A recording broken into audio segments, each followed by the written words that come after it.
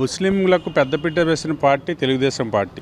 ఈరోజు వైఎస్ఆర్ పార్టీ అన్నది చాలా తప్పటి నిర్ణయాలు. ముస్లిం ఓట్లతో గెలిచానని జగన్మోహన్ రెడ్డి గతంలో చెప్పడం జరిగింది. కానీ వైఎస్ఆర్ పార్టీ కేవలం ముస్లిం ఓట్లతో గెలిచి ముస్లింలను ద్రోహం చేసిన పార్టీ అయిపోయింది. ముఖ్యంగా చంద్రబాబు నాయుడు గారు ఉన్నప్పుడు తెలుగుదేశం పార్టీ హయాంలో ఫస్ట్ మైనార్టీ ఫైనాన్స్ కార్పొరేషన్ స్థాపించింది అన్న నందమూరి తారక రామారావు గారు. తర్వాత మైనార్టీస్ గురించి దుకాణవర్ మకాన్ స్కీమ్ పెట్టారు. ఎవరైతే నిరుద్యోగి అవుతున్నారో వాళ్ళకి అలా ఇల్లు కట్టుకోవాలంటే ఇల్లుకి నిర్మాణానికి డబ్బులు ఇవ్వడం కానీ, అలాగే మైనార్టీ ఫైనాన్స్ కార్పొరేషన్లో నిరుద్యోగ యువతకి 1,50,000 నుండి 2 లక్షల వరకు సబ్సిడీ ఇచ్చి రుణాలు ఇచ్చేవారు. ఇప్పుడు అవి తీసేశారు. అవి కాకుండా రంజాన్ తోఫా, ముఖ్యంగా రంజాన్ పండుగ వచ్చినప్పుడు పేదలకి రంజాన్ తోఫాని ఇచ్చేవారు. అది లేదు.